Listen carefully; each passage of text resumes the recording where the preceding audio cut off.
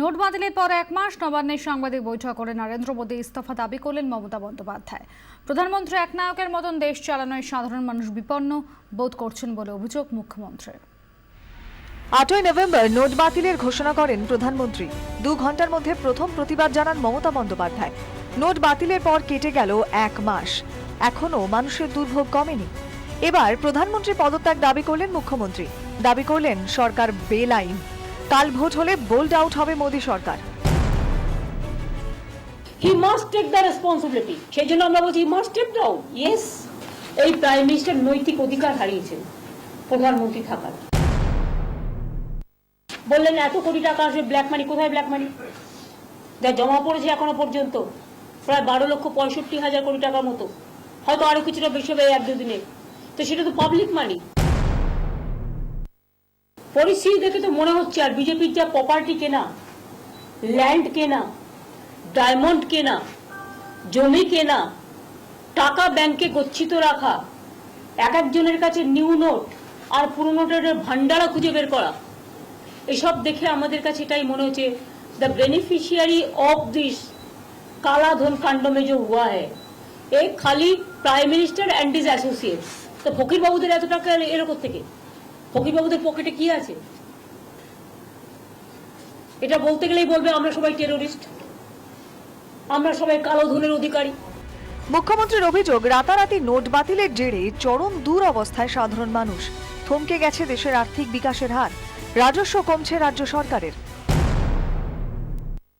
এই সময়টাকে আমরা বলি darkest period of the recent economic situation in India,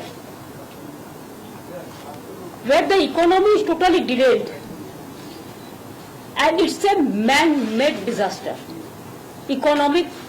Man-made economic crisis. আমরা আগেই বলেছিলাম it's a financial emergency, এবং এখন বলছি ফাইন্যান্সিয়াল এমার্জেন্সি কাম, যেটা আমরা ডেমোক্রেসিতে এমার্জেন্সি বলি, পলিটিক্যাল এমার্জেন্সি। পুরো one man dictatorship is going on in this country. Reserve ব্যাংকের গভর্নর সাইলেন্ট। আমরা আজ পর্যন্ত আমি একটি কথাও বলিনি ওনার সম্বন্ধে, কিন্তু উনি কেন সাইলেন্ট? এবার উনি ক্ল্যারিফাই করতে পারছে না কত টাকার নোট কাকে পাঠিয়েছে, কত ছাপিয়েছে, কত প্রিন্ট টাকার নোট ছাপাবার জন্য আউটসোর্সিং হয়েছে, কারা কারা প্রিন্ট করছে, কোথায় প্রিন্ট হয়েছে, কোথায় হয়েছে, কত আসছে, কোন রাজ্য কত পাচ্ছে। আমাদের তো রাইট টু সার্ভিস একটা আছে, আমাদের জানবার কোনো ওপিনিয়ন অধিকার নেই। যে বলছে একটা রাজ্যকে নিজের পছন্দের রাজ্য তাকে কিছু দিয়ে দিচ্ছে, তবু অধিকার আমি চাই, আমি ওটা ডিসক্রিমিনেশন করি না। কিন্তু তুমি যখন পাবে আমিও তো পাবো।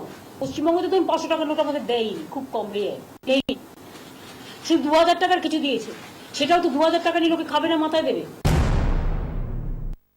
আইন শৃঙ্খলা আমরা সামলে রেখেছি, এটা একটা বড় ব্যাপার। আমি সবার কথাই বলছি, আইন শৃঙ্খলাটা হচ্ছে law and order is a state subject, এটা মাথায় রাখবেন। লোককে এই সময়টা বিপদে পড়লে লোকের পাশে থেকে লোককে শান্ত রাখতে হয়, বোঝাতে হয়। We are doing our responsibility. কিন্তু কতদিনের ধৈর্য থাকবে আমি জানি না, এটা আমার হাতে নেই, আমি জানিও না, কারণ আমি তো পলিটিক্যাল অ্যাস্ট্রোলজার নই। নোট ইস্যুতে তৃণমূলের আন্দোলন চলবে বলে এদিন মোদী সরকারকে হুঁশিয়ারি দেন মুখ্যমন্ত্রী। একই সঙ্গে পণ্য ও পরিষেবা কর নিয়ে কেন্দ্রের ওপরে চাপ বাড়িয়েছেন তিনি। মুখ্যমন্ত্রীর পাশে বসে অর্থমন্ত্রী অমিত মিত্র দাবি করেছেন, নোট বাতিলের জেরে তৈরি হওয়া পরিস্থিতি ঠিক না হওয়া পর্যন্ত জিএসটি চালু করা যাবে না। ব্যুরো রিপোর্ট, 24 ঘন্টা।